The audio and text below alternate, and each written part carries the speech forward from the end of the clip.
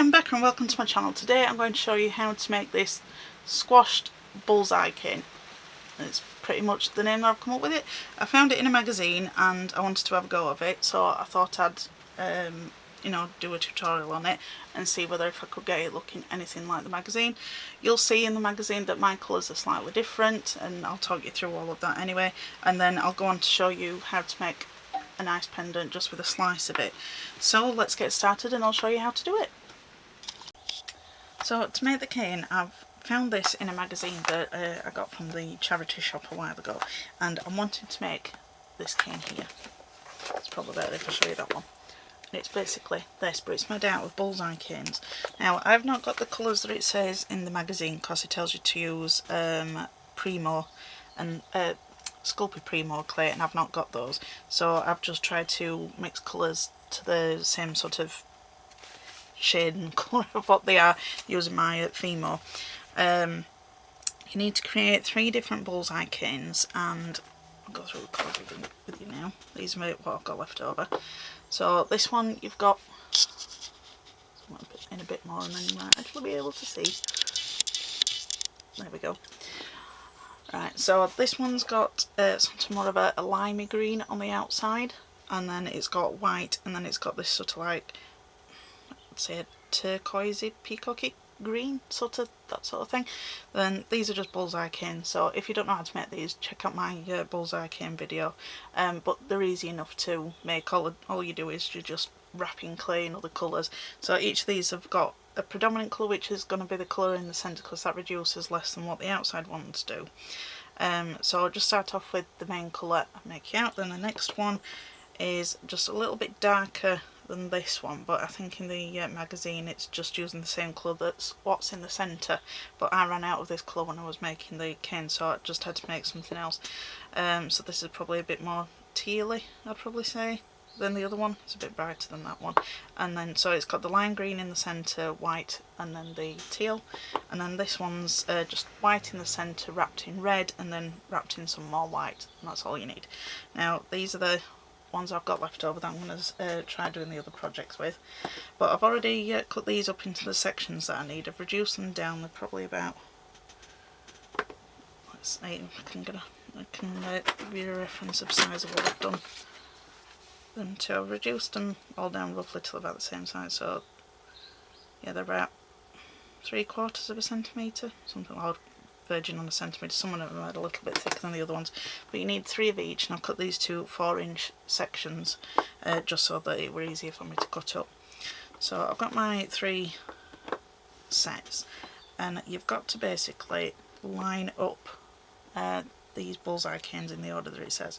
So start off with one of these ones at the top. You want 2 of the red. As you can see, that one's a lot smaller than the red one, but never mind. So yeah, I think it's got a bit more red in theirs than this one has, but never mind. If you want to put more red in, put more red in. Just trying to get these, because these are a little bit thicker at this bit, so I'm just going to thin them out. It's very warm today, so the clay has been easy to manipulate, so it's not that hard. Right, chop them off now. So going with those, and then we want 3 of this one. So these are going all across the middle.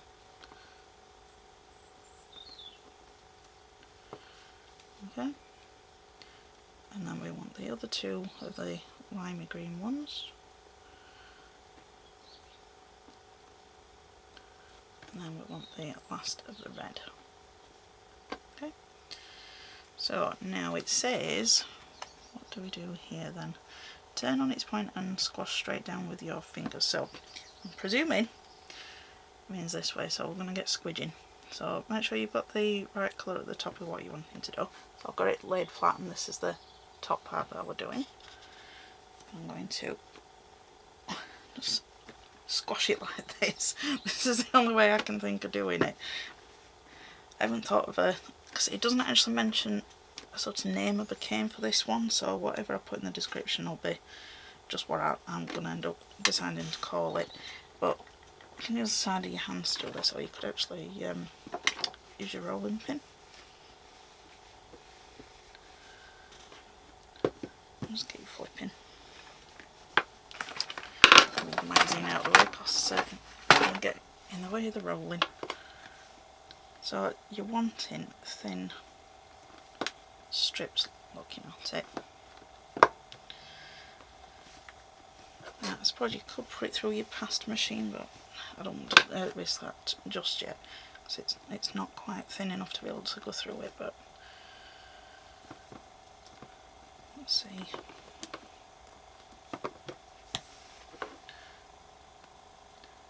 Got a bit of another cane on there, so I don't know where that's come from. Oh well, I'll not notice once it's reduced.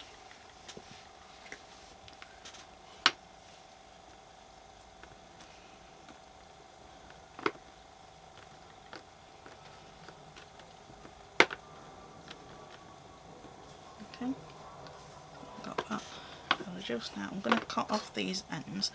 So you need to get a clean cut so that you've got your all three of your canes visible. So, and that's what we've got. Do it at the other end. Now, if you don't know what to do with these bits, I've got some videos on how to use up your scrap bits of clay, so I'll put those in the description box as well, so you can get some inspiration that way. Let's see what we've got. Let's just stretch it out to about 9 inches. Like that. Now, what it says to do is we've got to chop this into sections and stagger it. So I'll put it up here, you can see it better on the camera. So what we'll do is I'm going to cut it into 1/2 inch sections. Okay.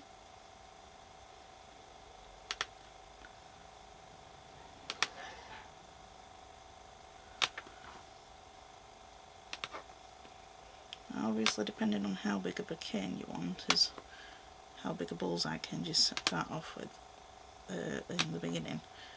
Now, you don't have to do it the same size as what I'm doing.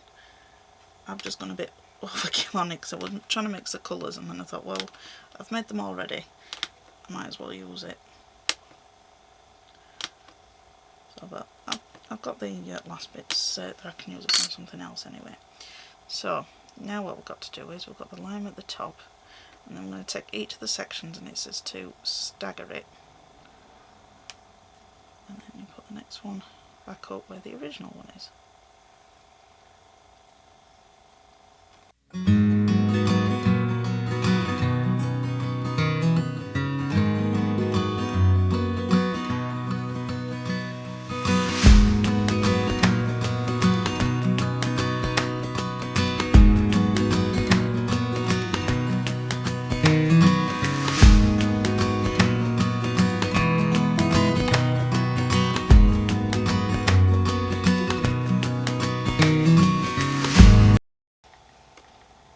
There we go. So I've got a really nice long log of clay here. So, and what we're going to do is we're going to squish it again. So see, it's not all completely stuck together yet, we've just got to be a bit careful.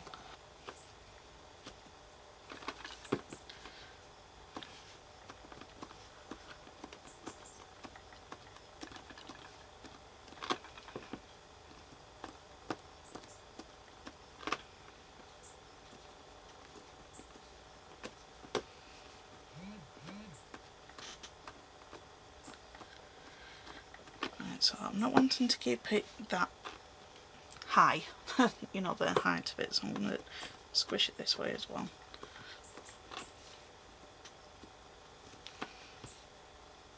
Now, if you've got an acrylic block, you could use that,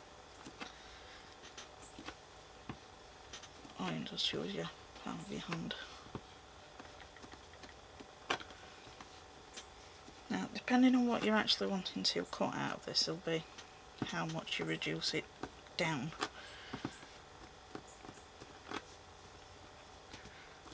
So if you're wanting to get a cut out of all of them, you need decide what size cutters that you're going to use it with.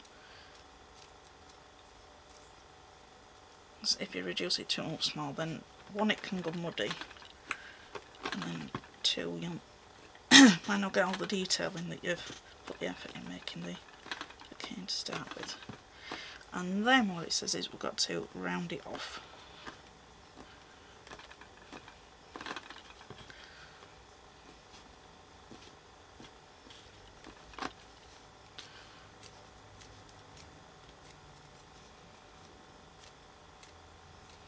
Now it's not got as much red in as it has on the picture, but I think it's going to turn out okay anyway. So if you want to do the same as me and you just want to add some more red, add some more red.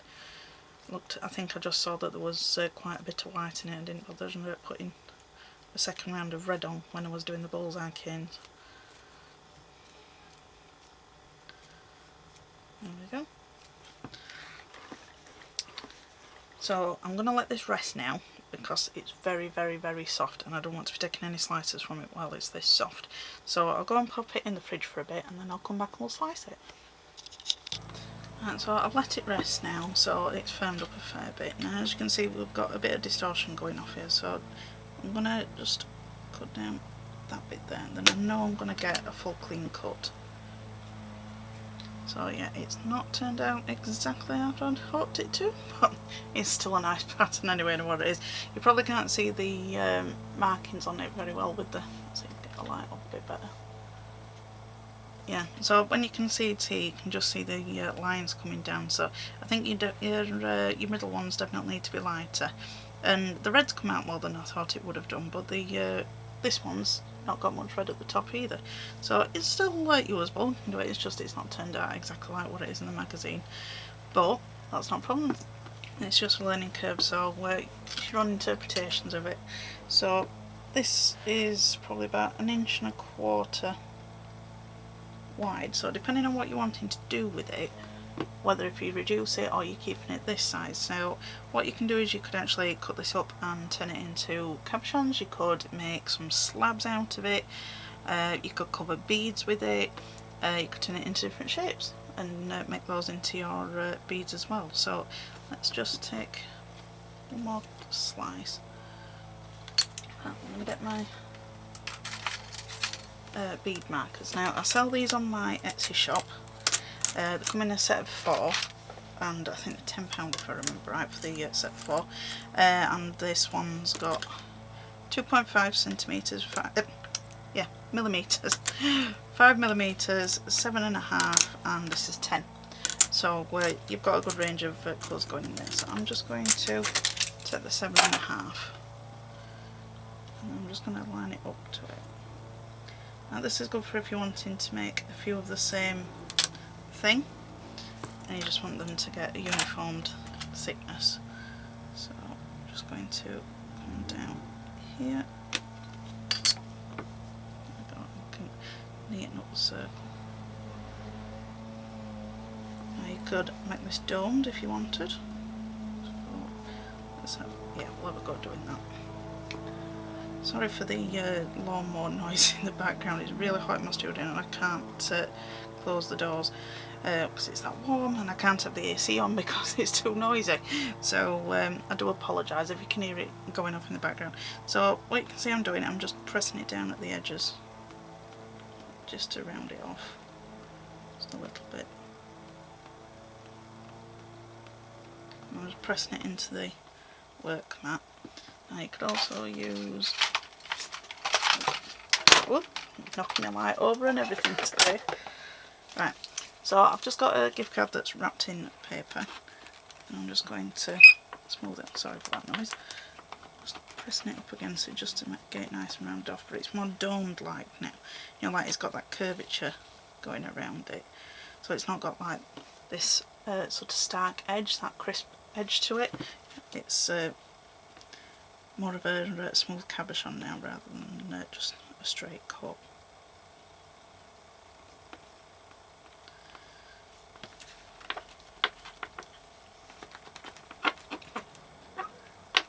Yeah.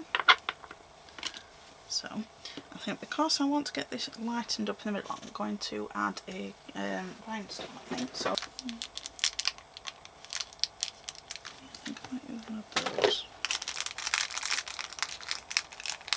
I think these were the ones that I got from the craft fair I went to. I did a tour video where I went around and what I bought.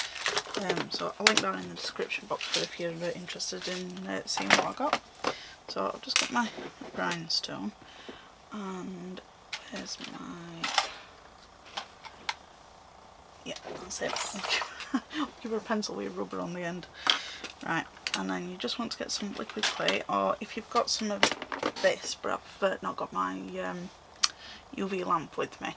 This is just some rhinestone top coat glue, but basically you just put a little blob of the impact. Well, I'll put that in instead. I'll just have to go and get my lamp before I can cure it. So it's not a very deep bottle, but it's cheaper than some other ones that you can get. I got this off of I think it was AliExpress, but all you need is just a little bit of this and it sets the rhinestone in place. Now I know in America there's something called Gem Sticky that Tiny Pandora does, but because I'm in the UK it's difficult for me to get it because the postage is just extortionate for, you know, sending out of the US to the UK, but for some reason it's cheaper going the other way. But if you want to get it from there, you can do. You might get it a bit quicker than you would do with AliExpress because they tend to take a while. But it's just in the nails section anyway. It's just a UV rhinestone top coat glue. Now I might actually try setting it out in the sun because it's quite sunny. Like I've said, it's quite warm here, and I've not done that yet. But I've heard quite a few people say just pop it out in the sun and it just works the same as a UV lamp. So I've just popped the rhinestone in. And I'll use my rubber to push it down. Now, I don't know whether if you can see, but some of the glue is just coming up round the edge, and that's what you want. So, see if I can get it open so you can see.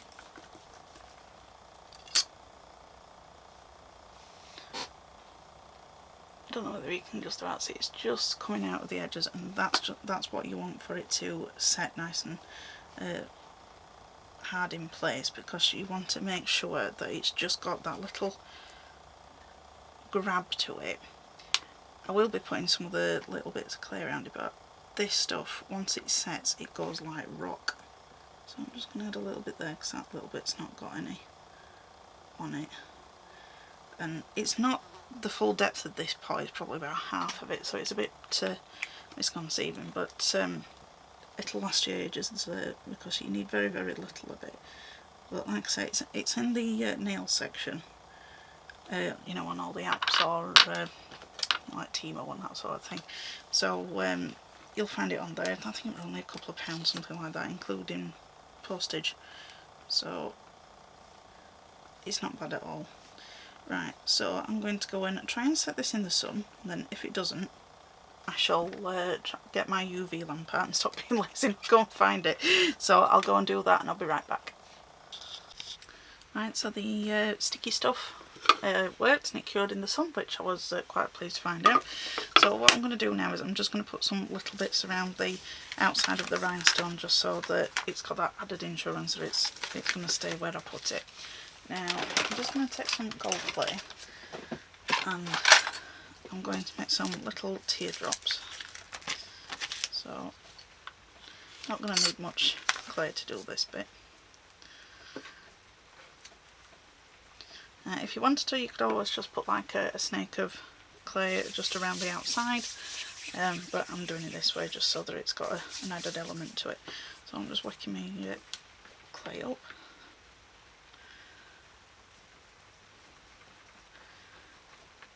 Rolling it out. All I'm going to do is just take some slices that are round about the same size.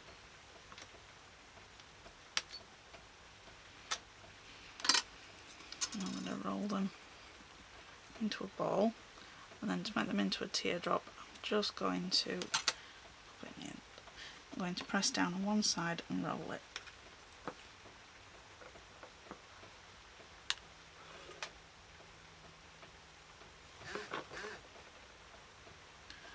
Try again.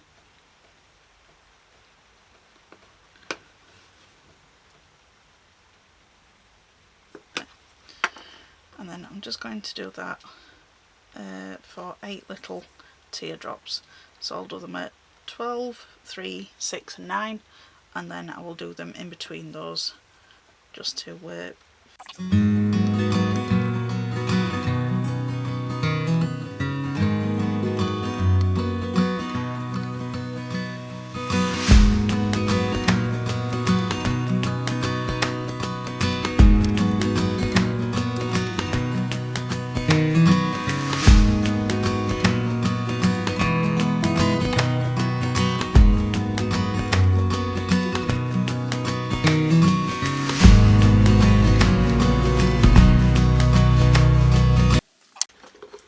So I've just got that going around the outside of the rhinestone now. So I'm just going to bake this and then we'll come back and see what it's baked like. Right, so I've decided to make a clay bezel for this rather than beading, because I've done beaded bezels on previous projects. So if you want to find out how to do a beaded one, just check out some of my other beading tutorials. I think the All Seeing Eye necklace has got the just beading around a basic shape, and you just do it exactly the same. But I wanted to do a clay one because I know not everybody's a bead and they might just want to make a pendant just using the clay. So what I'm going to start out with, I've got some gold clay left over, and I've got this rolled out onto, I think it was a number 3 or a 4, and I've just got my leaf or Bullseye, or yeah, I don't know what shape it's called. I call them leaf shapes, but you can, they can be called, there's horseye, there's another word for it but I can't remember. Anyway, it's a set of 5, and these are what my husband's printed for me on our 3D printer. You can buy these from our Etsy shop. Well, I'll put that in the link in the description box below, so if you want to go and get a set of those. And I'm also going to be using some strip cutters, but I'm going to show you what I'm doing with this bit first. So because it's a fairly small pendant compared to a lot of them, so I'm just going to take probably, I'm going to go with the second one down, just simply because I want to see how far it's going to be bending over. So if you get whatever you want to use as your resist to stop the cutters from sticking, I just use water. I'm going to spray it onto my mat. Okay, I'm just going to take one of this. Then if it comes out and you've got some like fuzzy edges, just use your finger just to smooth them out. It's no big deal. Now before I actually go and put it on, what I'm going to be doing is I'm going to be bending it over like this. So essentially, which way around we're going, it's going to be going like this, if you can see. So you don't want it too big, but you want it big enough so that you can get whatever you're going to be using as your necklace around it. So what I'm going to do now is I've got some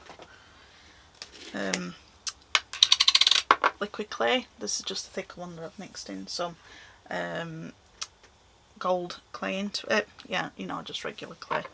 The original name is like polyclay, that sort of thing, but this is just homemade stuff, you know, so it's basically gold, liquid clay and a bit of regular clay mixed in until it goes really soft and it's a nice thick sort of consistency. So I'm just going to take a little bit of this and decide which side I'm going to have as my top. I think I'm going to have the this side as a topper, so I'm going to just pop a bit of clay there. This is just a bit thicker, so things tend to stick a bit better to it with this. So I'm just taking my horseye or leaf shape, whatever you want to call it, bending it in half, and I'm just pressing at the point. And then I'm just going to, you want to try and get it as close to the centre as you can.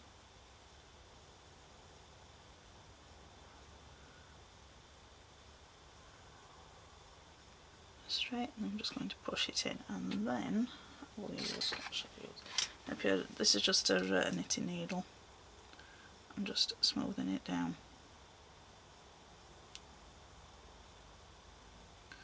onto the bezel. You want to make sure that it's not sticking forward, because we're going to be putting something around the outside, but we're just going to be doing something else first. So I've got that fairly blended into the piece. Now what I'm going to do is I'm just going to take a baby wipe. Sorry for the rattling, I had to got one out before and then I forgot. And I'm just going to wipe off the excess around here first, because I'm going to bake it before I actually put the backing on. And I'll explain why in just a second. Right, so I've got that off, so I'm happy to just pop that down like that now. Now, and the other cutters that I mentioned are my strip cutters, and these basically just cut you straight lines without having to do all the measuring. And what's this one? I can't remember. I think this one's a 2.5 mil, I think that was. I think this is 5 mil and this is a 10mm. So depending on how thick your cabochon is to which one you want to cut out. So I'm going to go with the 5 mil one, simply because it's quite a thicker cab, this one. So again, you just want to just take your clay and put a bit more water on.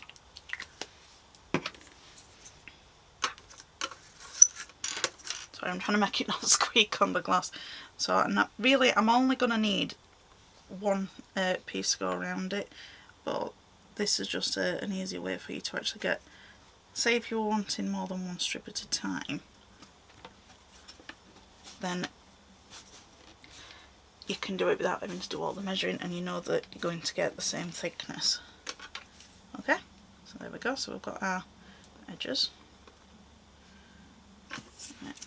It's stuck to my glass, so let's just, where's my thing go? There. Talking to myself. I do this when I'm actually on my own as well, so if you do it to yourself, let me know, because then I don't feel as bad, because I end up just talking to myself randomly and then I realise there's no one there. Taking that off. Okay, so I've not pressed hard enough down on that one, so I'm just going to go through. See, and this is another thing, if you end up doing it freehand, you end up with movements. So essentially this is basically a larger marks it tool. I just haven't pressed down hard enough on the clay to get it all the way through. I've done it now. And then if you've not got straight edges like I have here, you just want to trim them off.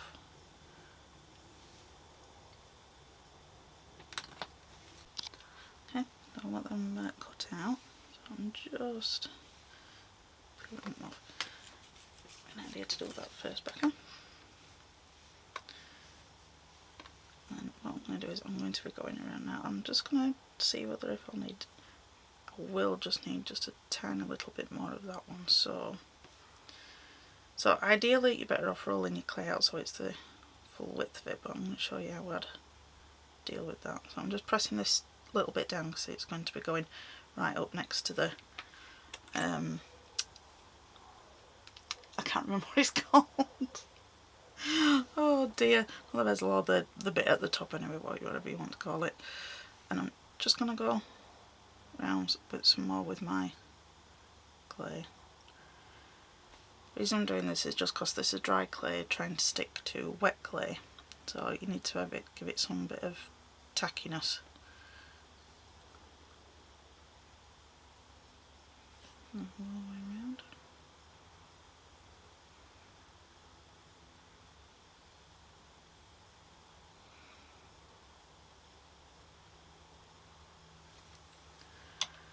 There we go.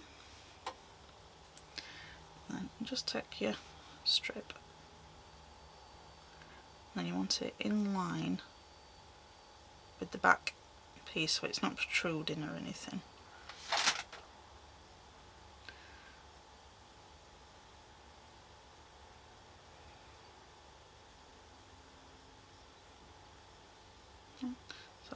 just that little bit there that's not got any. So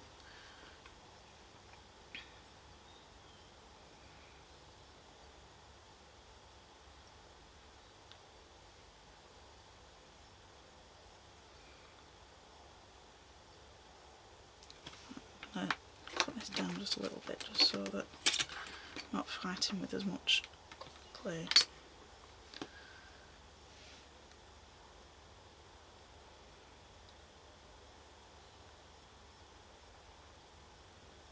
I'm going down into that where it's going to meet the bit at the top. So now with my knife or blade. And then I'm going to blend those two. Right, so a tip that I've picked up recently off a clay disser, she uses the baby wipe to help do a blending and such. So I'm just going to do that, so I'm going to go to where we had that join. This is quite a thick bezel growing around the edges, so if you wanted it thinner, roll your clay out thinner. To me it looks a bit like a pocket watch at the moment. So, and the wet wipe stops your fingerprints from going on it. If you don't mind the fingerprints, then just use your finger. But I've just found this technique recently because I've started watching tutorials, and she's fantastic at like making models and figurines and things like that. She's really good.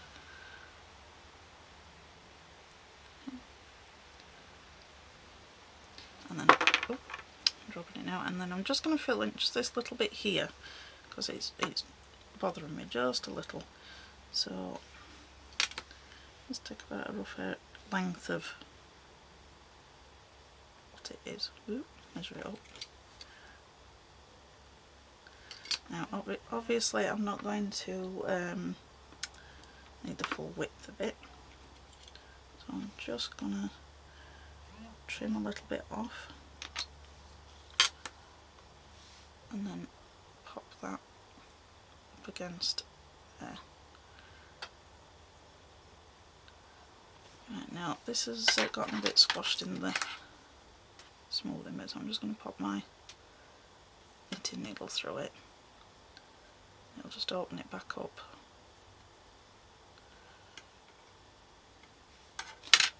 Bail, that's it, that's what the guy has just come in my head. This is called the bail. Right, so apologies for getting myself there.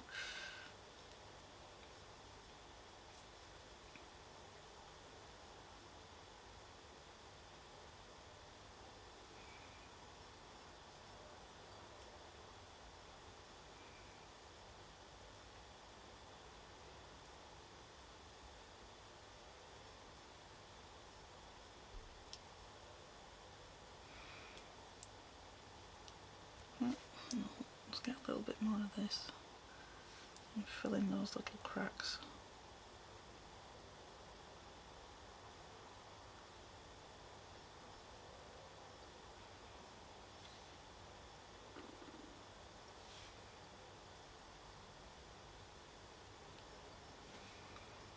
Again, the wonderful baby wipe.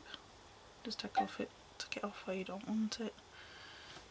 And on the light flat, I'm just going to push this back down so that it's the same level all the way around.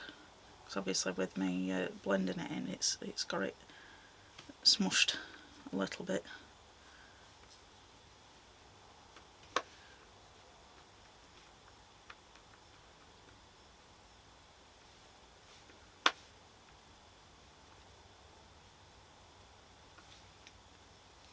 So just get it so that it's how you want it.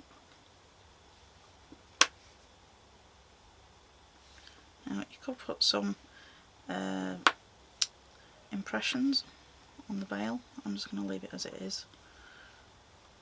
So I'm going to go bake this now for just 10-15 minutes just to make this harden up, and then we're going to add the backing on. I'm doing it separate that way just so that I can show you how I like to blend you know, the baked clay onto the wet clay, and how I'm going to be putting the backing on, just so that it's a little bit easier, because if you try doing it now you end up distorting your oh no, I'm gonna forget it again. That bit, you end up going and squishing it. Right, so I'm gonna go bake that and I'll come back. Right, so I've got it baked and it's cooled down now. So I've still got a little bit of a crack here. That's done it while it's been baking, so I'll put a little bit more of the liquid clay into it. But what I'm going to do now is I'm just going to back this. So I'm just going to get my poly clay again, for want of a better name for it, or homemade poly clay. I'm just going to cover the back. Again, for the same reason why we did it for the outside, because you're trying to put a dry clay to a wet clay, so it just gives you that bit of added security that it's going to stick on, and then with this thicker stuff it doesn't slide around as much. But you can just use your regular liquid clay. I'm just using this because I've got it, so you don't have to go and buy any of this or make any. You can just use what you've already got. So popping this down here, in fact just going to get a bit of paper. Right, so I've got my bit of paper. What I'm going to do is I'm just going to take my craft knife. I'm just going to go around the outside. And because it's on the paper, it's easier to turn.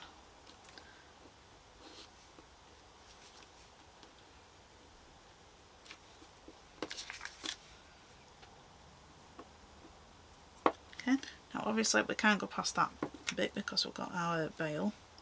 I remembered that time. So I'm just going to lift it up this way, be easier.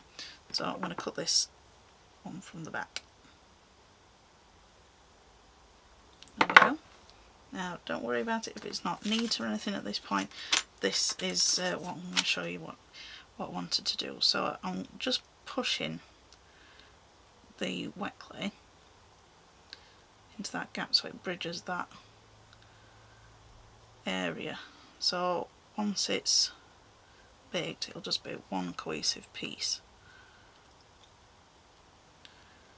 So again, you can take your baby wipe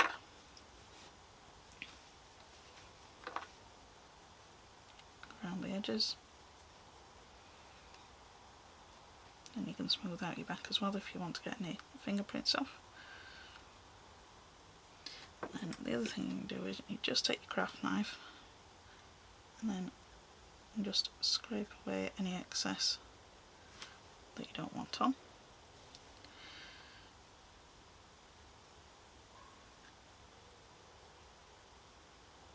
So the more time you take, the more of a professional look that it will get. Now it's up to you whether if you want to get it absolutely precise or that sort of thing. Don't fuss you. But when I first started out doing clay, I didn't know how to do all these tips and tricks, so these are the things I've sort of picked up along the way.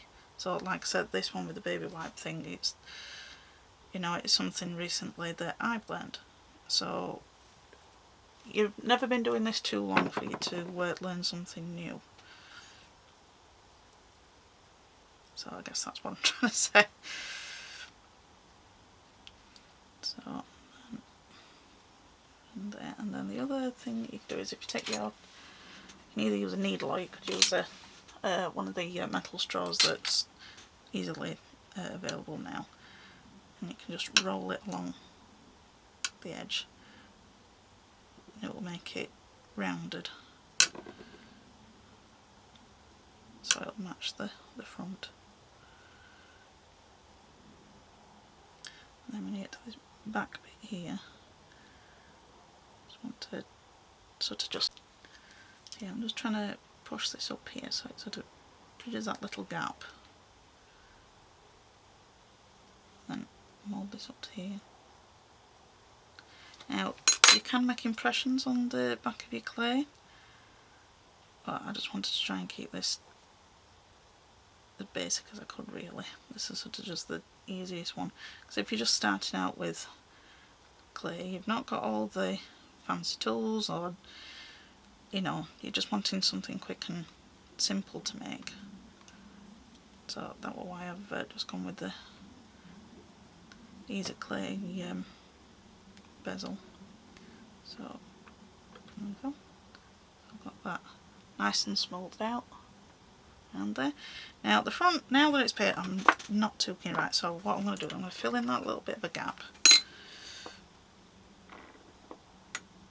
I'm just taking some more of that liquid clay.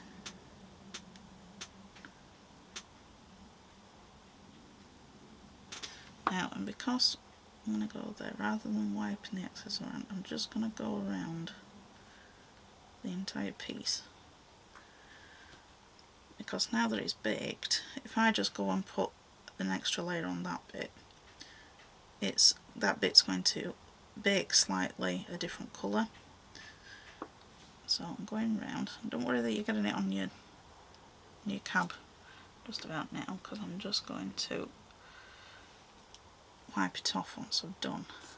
But then if your clay's come away from the edge while it's been baking on that first time, this will fill that little gap in, plus it will make the bezel the same colour as the top bit if you've had to fill it in like what I have. And then because we put the unbaked clay on the back, this will match in with that. So I'm just filling it in here. But if it don't bother you, then you know, you don't need to do it. But the other thing you could do is you could actually make some more of these little teardrops and go around the outside of it. So that might be something that you'd want to do. So now I'm just taking it off the actual cab itself, because you don't want it big. Then make sure you put a rhinestone in, make sure you've put your rhinestone there, got the clay off the rhinestone as well, because we've got to have that sparkle coming through. There we go. And then if you've managed to knock any pieces off, just go back round and fill it in. There we go. So now it's filled in those little gaps from where it's moved a little bit from the first baking, and it's matching it in with the other one. So I'll lift it up a little bit and I'll be able to show you a bit better. So that's all. It's just gone round it. It's only just a subtle change, but it's just, this is out of fixing. So anyway, I'm glad that it's done it, so that I can actually show you how to fix it. Because when you, like I said, when you're first starting out, you don't know, and you'll panic and you might end up throwing a piece away because you think you've ruined it. But there's always a way of fixing it. Now I'm just going and doing the bail as well. I remembered that time. There